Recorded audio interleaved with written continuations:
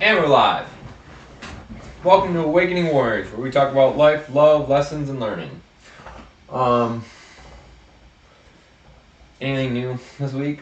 Not really, besides working on the basement. Yeah, that. So we got an unfinished basement, and I obviously want to make the best use of it and do a little bit value add to the house. So we've just been working on that. Framing and drywall. And for the most part, it's pretty simple, except when you're fucking the guy who built the house. Well, somebody involved in the process of building the house, I should say, doesn't know how to fucking use a level. Or their level was off. Because each one was like pretty similar. Unless it was like digital or something, I don't think there's really any way for your level to be off. You told me it's a very sensitive tool and not to like let it fall and... Yeah, because the bubble might break. I guess that makes sense. It's all about, it's a pretty mostly simple tool with, the water and the lines. But anyways, and I only said that because Phil said that. That's what Phil always told me. Oh, that's a sensitive tool. Yeah, so life goes on.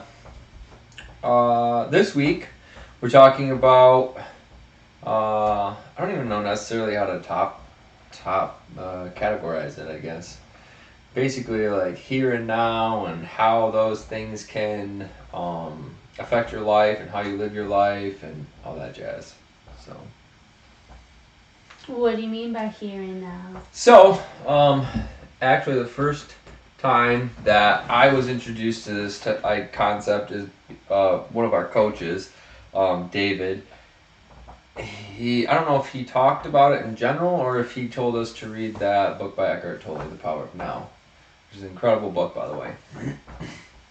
But the concept of here and now, to simplify it, is just instead of letting your mind wander, whether it's for the past and I'm gonna pause it.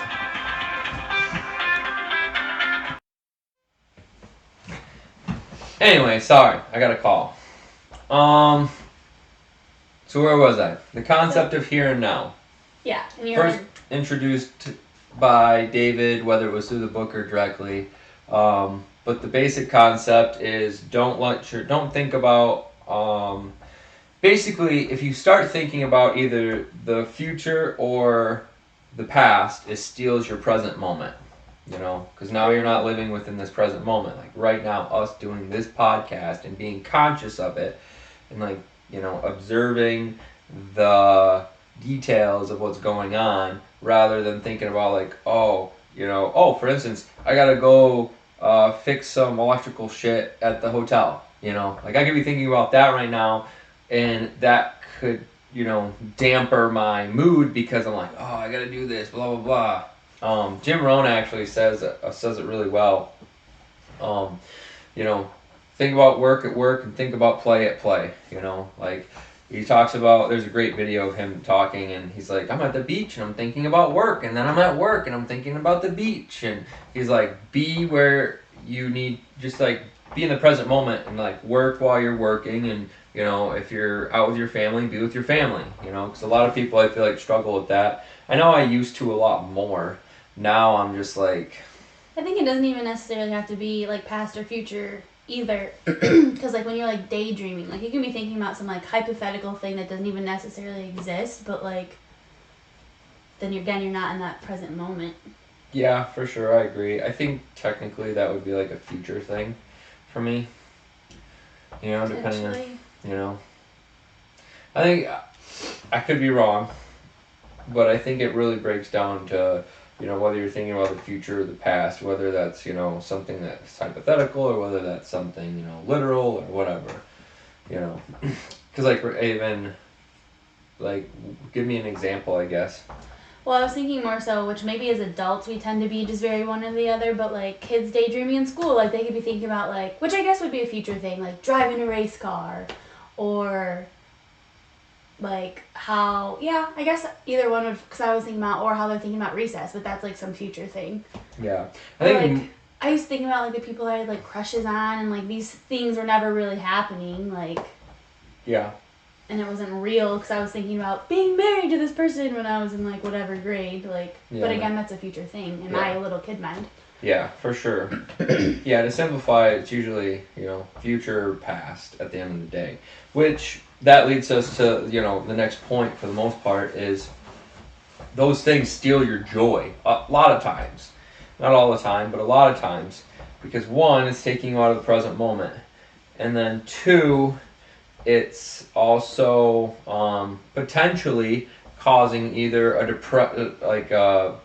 sensations of depression, of sadness, because you regret something. Because let's say, oh gee, I didn't catch the fucking ball during a football game and I fucked it up, or I could have been, if I would have done that, I'd be so much better, and blah blah blah blah blah. And then you got the concept of thinking in the future, and then that usually creates that could create happiness, right? Or you could think about a past moment that could create happiness, but our minds tend to gravitate, yeah, towards those negative moments. And even if like you are looking back on a happy memory, like obviously that feels like more comfortable as in terms of like if you're thinking about something that sucks, but that's still also taking you away from this present moment, because that thing may have been great, but that it's still in the past. Yeah, like you're 100%. Still out of this moment. And yep. And then forward thinking, which I'm personally a forward thinker, so I tend to lean towards. Everybody deals with some both sides of the spectrum in their life all the time. One day might be one, and the other day it's all moment to moment. So, but I tend to be more on the spectrum side of anxiety ridden. So forward thinking, like, oh, what if I don't get this done? What if this happens? Because I'm always thinking about the future and thinking about how to get things done efficiently and productivity and all that jazz. So then, like, oh, I got to pick the kids up from school. I got to fucking, get all my habits done. I've got to, insert here. And then that creates a lot of anxiety and, what should I say, a lot of problems in general. And then you got the fact, like, if you're creating those things, because this is all these concepts just build on each other, right?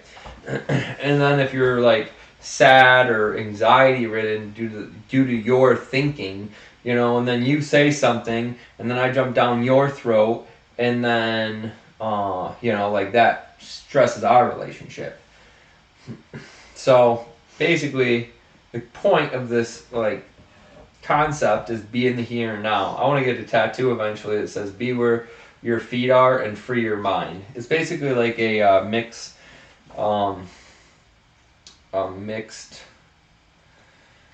It's a combination of what Jesse Itzler says, which is "Be where your feet are," and then it's a combination of what Morphosis says in The Matrix. Free your mind. So, because like when you think of those things, like they're kind of like a ball and chain almost. They really drag you down in a lot of ways. I was just thinking too, which maybe because of the Matrix example, but it like fragments you because your whole self isn't here. So like a piece of you's there because you're thinking about that, and a piece of you's in the future the next minute because you're thinking about that. Like it like.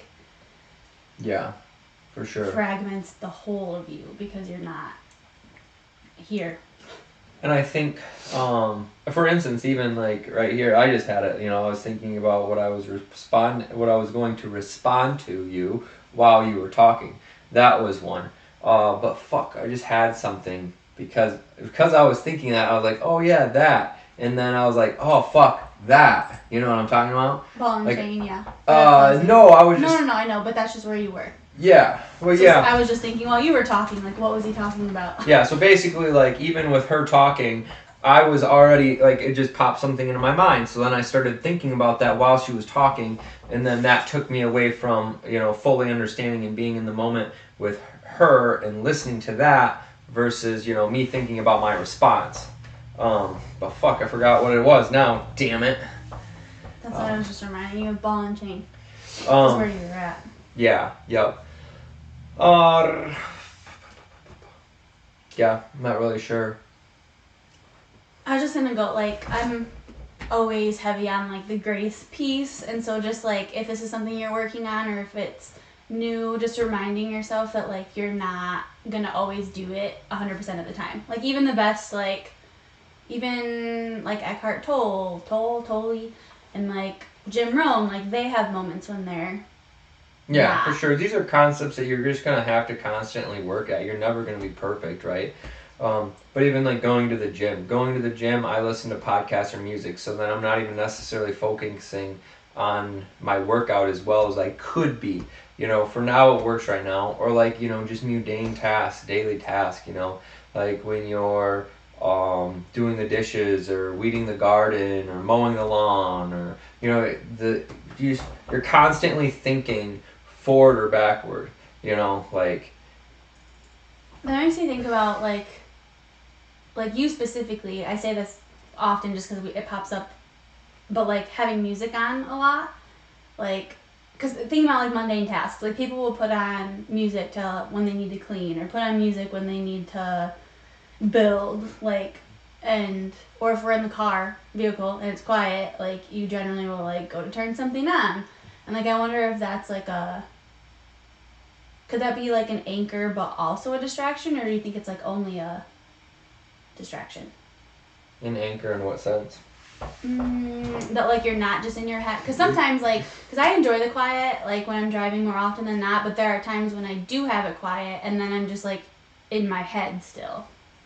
So I feel like in a way it could help you to get out of your head and into the moment of, like, oh, I'm, like, jamming, I'm, like, enjoying vacuuming right now, I'm, like, really being more present than if you were just, like, in your mind about who knows what.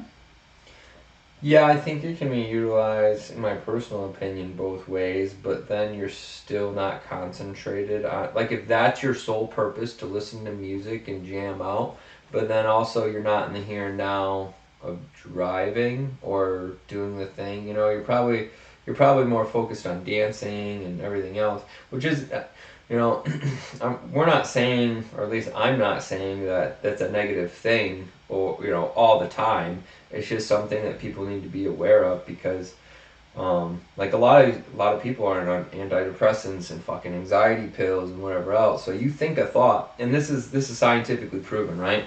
These fucking doctors are telling you, oh yeah, there's an chemical imbalance is what they say, which is fucking accurate. It's 100% accurate. But what they don't tell you is the fact that you can create those chemicals by the thoughts you think that releases into your body. Like, it's a fact. You can fucking do the research. Joe Dispenza talks a lot about it. So if I think about a certain thing, you know, it might, or even like, let's talk about stress.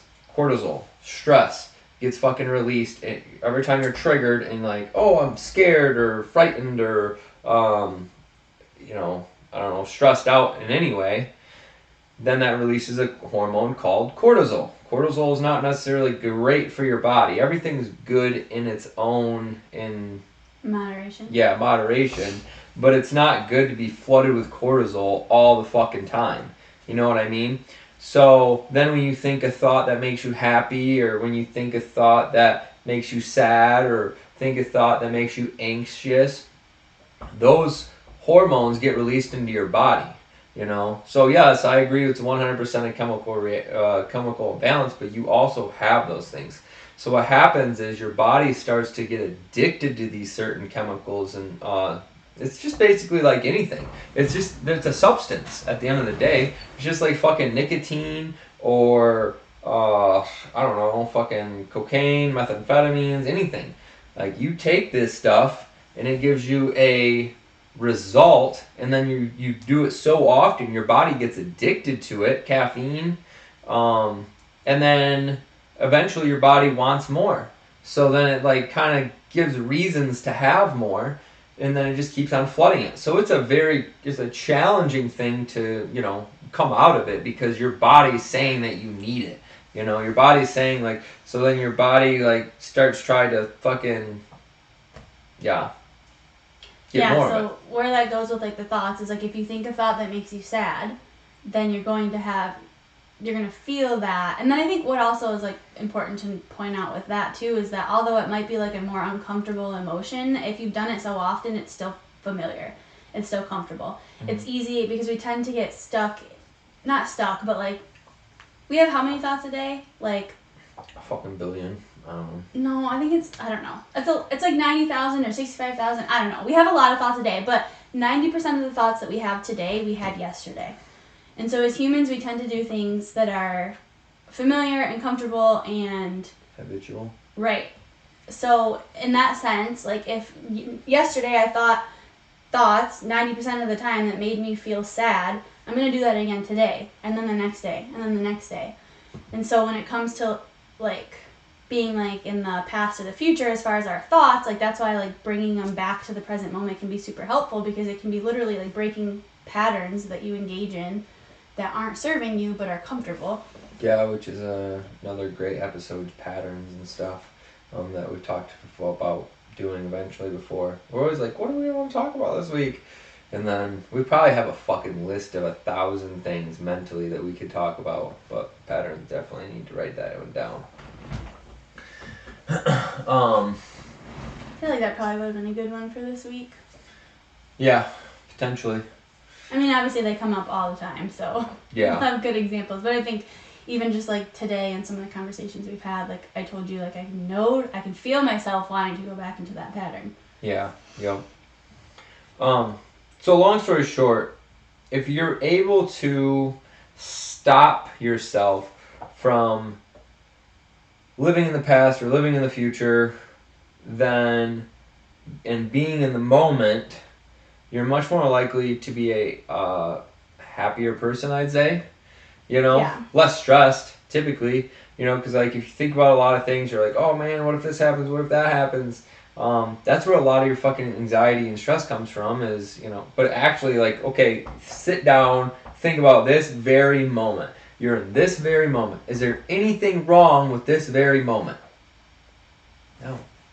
You know? Are you in fucking pain? Are you starving? It could go a lot of different ways.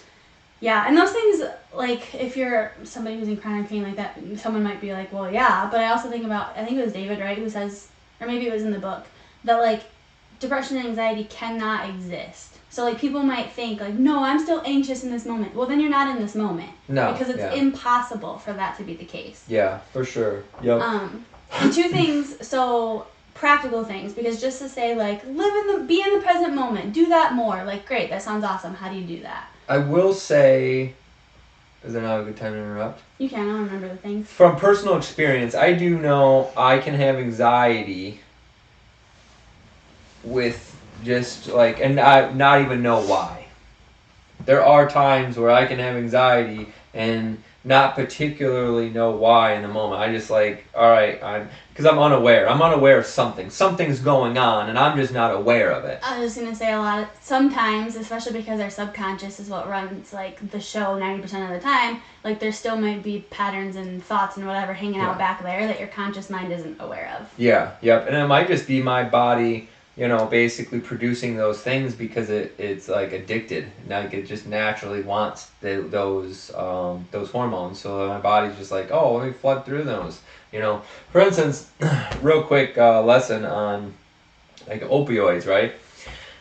People can get addicted to opioids and then they're a legitimate addiction at that point.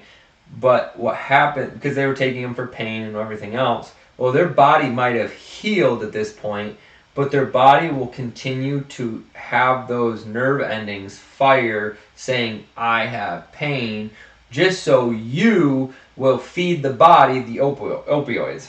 It's like, it's a real fucking thing, which is just mind-blowing to me, because your body, you have to be more conscious than your body, because you have to be able to know, all right, where do I draw the line? So I just thought that was an interesting thing to slip in there. So going back to two things, I think especially because this has come up twice with my private practice clients and even clients that I see at work. So have you heard of thought stopping? Do you know what that is? I've heard of it. I don't know what it is.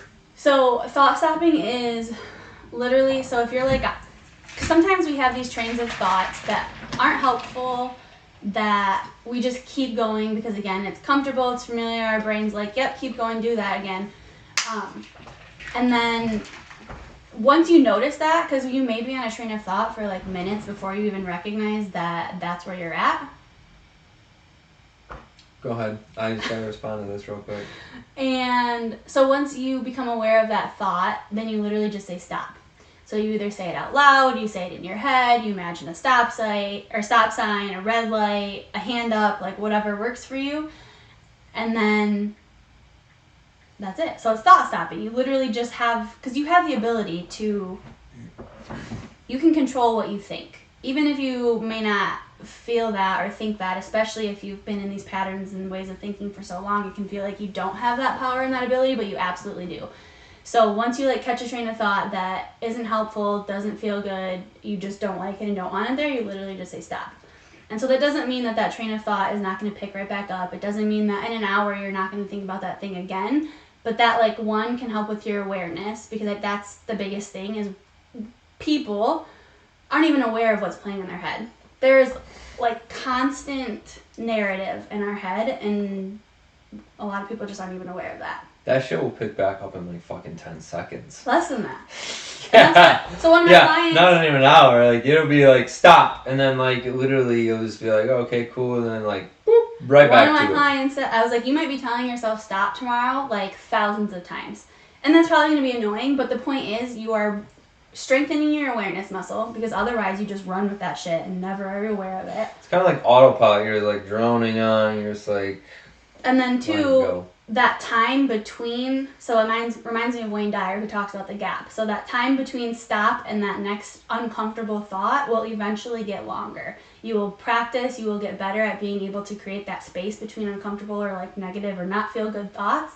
And in the beginning it might be freaking stop, like a lot. Yeah, and what you have to recognize is like, you know, neither one of us are super great at it. We're probably better than the average individual as far as in societal terms, but we're not that great at it. It's just like going to the fucking gym or doing learning any skill. Like you don't go to the gym and bench 300, you know, the first day. It's a muscle. You gotta build it. Exactly. Yep. It's a muscle. You gotta continuously use it and practice it, and you know that'll strengthen it. So all these motherfuckers are pissing me off, bro. It's like the other thing that can be helpful, especially if you're doing thought stopping, because then you put something in that space after stop, is doing some grounding. So that might be 5, 4, 3, 2, 1 is something I've always done with like my teens, my kids, and it's really helpful because you literally just like, what are 5 things that I can see? Montana, the light, the laptop, Wesley, your phone. What are 4 things I can hear? The fan on the laptop. I say you could hear the wind blowing. Like, so you just 5, 4, 3, 2, 1 your way through your senses. What can I see? What can I hear? What can I smell? And then that like literally, it's going to bring you to the present moment. It has no choice because I'm literally like, what is in my space right now? And you're actually, you know, like she was just going through it like half-assedly, right? Yeah. But you know, if you really sit down and then, you know, for instance, like seeing's a lot easier, but like hearing, you actually have to fucking sit down and shut the fuck up. So then you just like, I hear the wind, I hear the chair, I hear my voice, I hear the computer running. You know, and you're really breaking it down, not just, you know, running through the motions. Obviously, you were just doing that in general, but I just wanted to point that out. Like, and then smell. So like if you have a candle burning, or you just put on perfume, or you can like smell your clothes, like those things are gonna bring you down. Another thing is meditating. Meditating really helps you bring in the moment, because then you're setting time aside each day to literally and deliberately, you know, be in the here and now. You know, and you can feel your body. You could listen to guided meditation, or you can listen to just like nothing and just like hear whatever's going around. Alright, pause it. We got interrupted again. We're trying to be in the present moment with y'all. Which, I mean, that's present too. Things come. It's ironic as fuck because that's what we're talking about.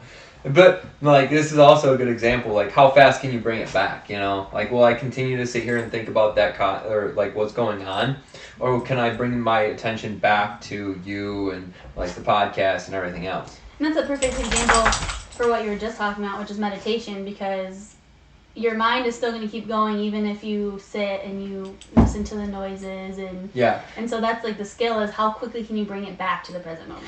Yeah, exactly. Because meditation is an absence of thought. It's literally, you know, like just being able to focus per se.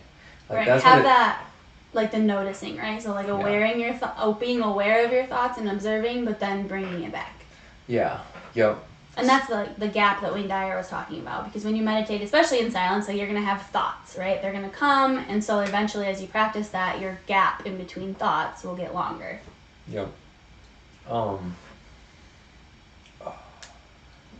we ever talked about the silent observer? Silent observer is not necessarily the... I feel like we have. Yeah, I'm sure we have, but we've dedicated a podcast towards it. We'll have to keep that in mind. Because I haven't thought about the silent observer in a while, to be honest. Like probably a few weeks. It's fun, not funny, haha, like it's kind of annoying, but because I like think of these things when I talk to clients, because I talk about that, even just recently with like, what is, like my one client talked about meditation and how she wants to meditate, and I'm like, you know, people have this like perception of that, and it's like having no thoughts, sitting on like a mountaintop like a monk, and I'm like, I don't even think monks have no thought, like, and so then I talk about it with them, but then in my own life, like how much I've been silently observing.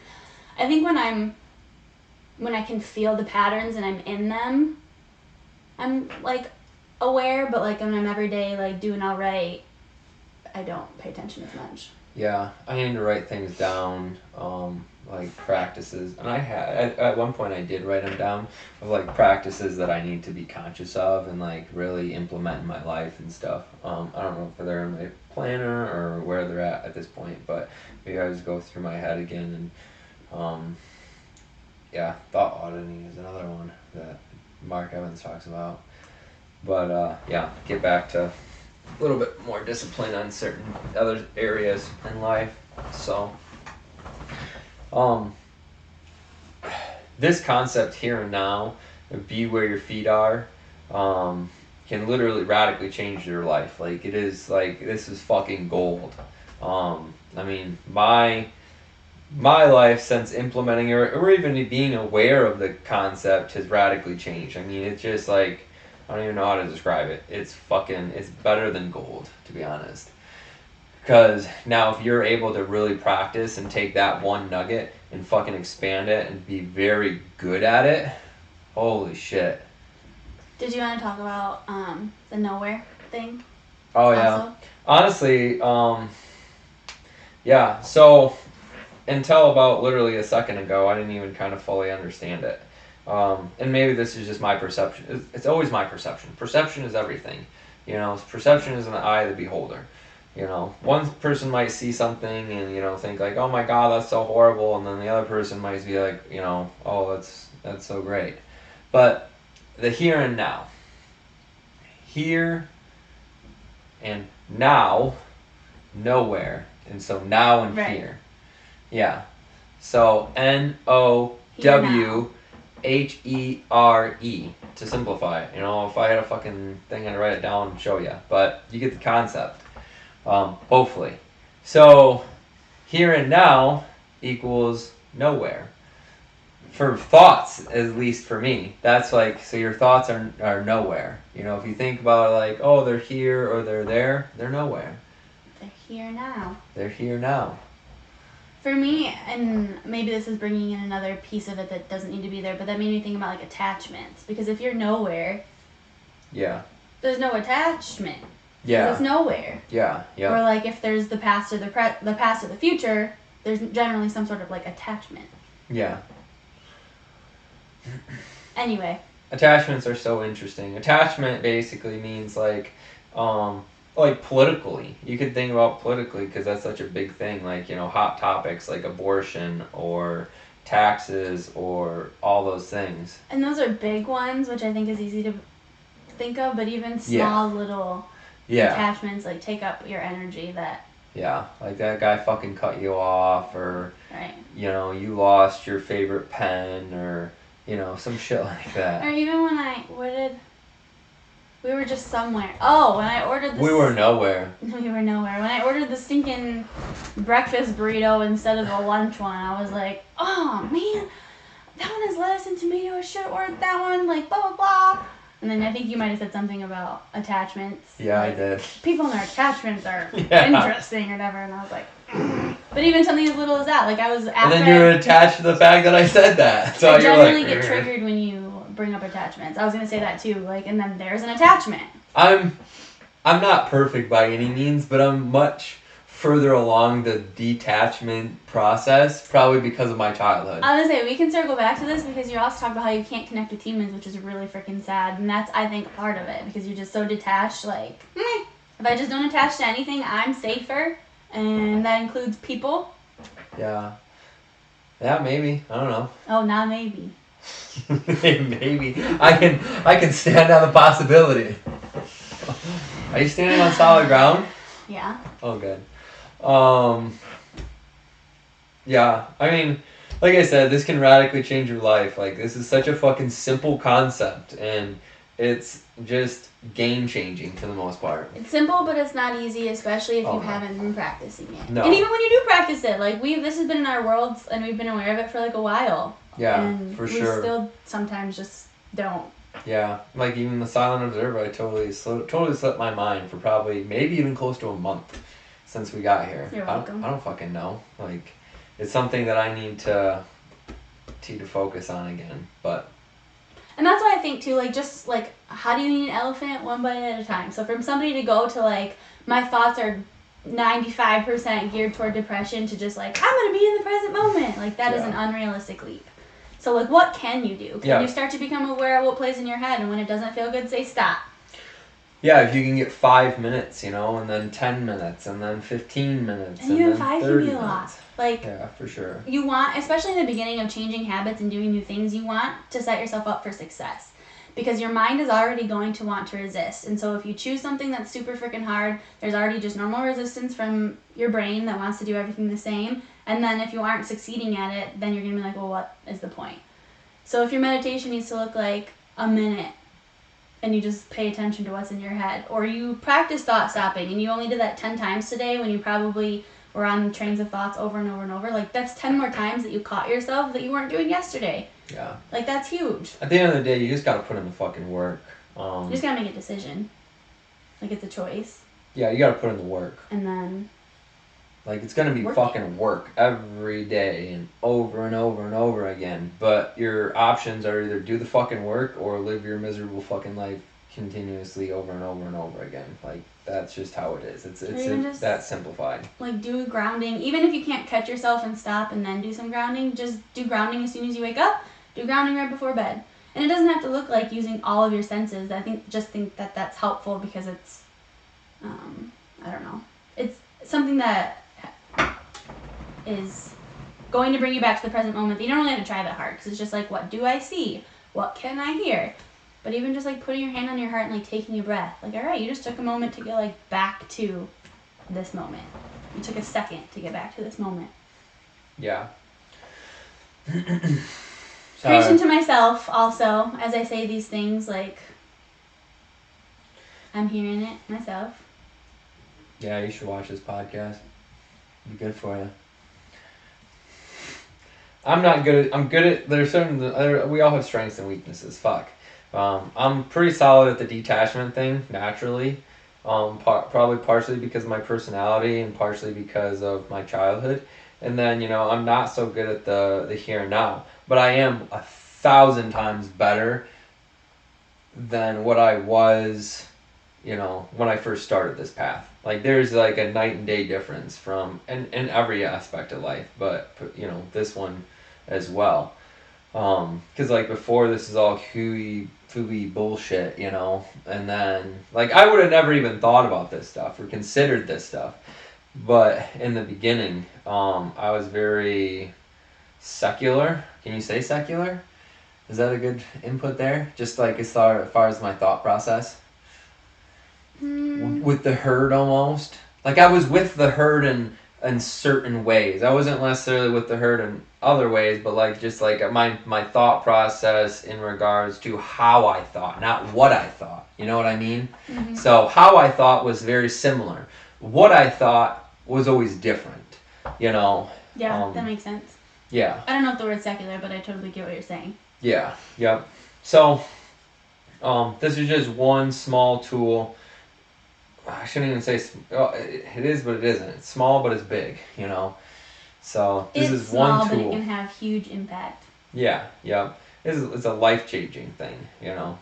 So, but you actually have to take conscious awareness and conscious effort and do the fucking work in order to, you know, get the benefits out of it. Right, I'm saying to get results. You're not gonna go to the gym, you know, one time and expect to fucking lose 20 pounds. That shit's gonna take months.